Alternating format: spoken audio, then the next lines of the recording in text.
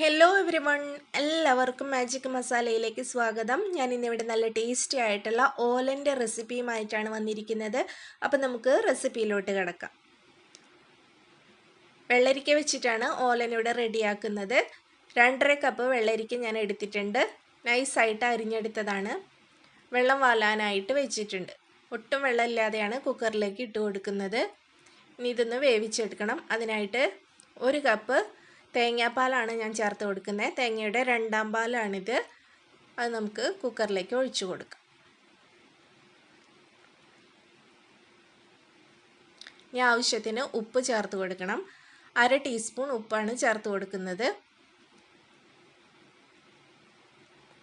3 പച്ചമുളക് നടുകെ കീറിയതും കുറച്ച് കറിവേപ്പിലയും കൂടി ഇട്ട് കൊടുക്കാം. എരിവ് അധികം കൂടാൻ പാടില്ല. അതുപോലെ ഉപ്പും അധികം ആവാൻ പാടില്ല. ഓലനിൽ എല്ലാതും കറക്റ്റ് ആയാലാണ് ഓലന് നല്ല ടേസ്റ്റ് കിട്ടുന്നത്. ഇനി നന്നായി ഒന്ന് മിക്സ് ചെയ്ത് കൊടുത്തതിന് ശേഷം നമുക്കിതൊന്ന് വേവിച്ചെടുക്കണം. ഹൈ ഫ്ലെയിമിലിട്ട് 1 വിസിൽ വരുന്നവരെ വെയിറ്റ് ചെയ്താൽ മതിയാവും. അതിന് ശേഷം സ്റ്റീം പോയി കഴിഞ്ഞ് നമുക്ക് തുറന്ന് നോക്കാം. വെള്ളരിക്ക കറക്റ്റ് പാകത്തിന് വെന്തിട്ടുണ്ട്. ഇനി ഇതിലേക്ക് തേങ്ങയുടെ 1ാം പാൽ ചേർത്ത് കൊടുക്കണം. ഞാൻ 1/2 കപ്പ് 1ാം പാലാണ് ചേർത്ത് കൊടുക്കുന്നത്. ഒന്ന് മിക്സ് ചെയ്തതിന് ശേഷം ഫ്ലെയിം ഓൺ ചെയ്ത് ഒന്ന് തിളപ്പിച്ചെടുക്കുക. അതിനിടയിൽ ഉപ്പൊന്ന് ചെക്ക് ചെയ്ത് നോക്കണം. ഉപ്പ് കൂടി പോകാൻ പാടില്ല. ഇപ്പോൾ ചെറുതായിട്ട് തിള വന്നിട്ടുണ്ട്.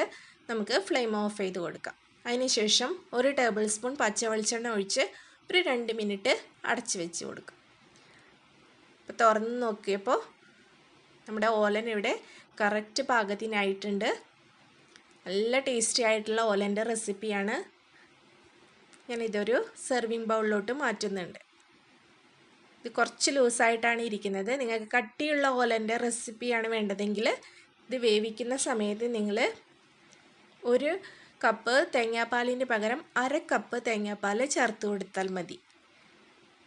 എല്ലാവരും ട്രൈ ചെയ്ത് നോക്കിയിട്ട് ഫീഡ്ബാക്ക് അറിയിക്കാൻ മറക്കരുത്. Thank you.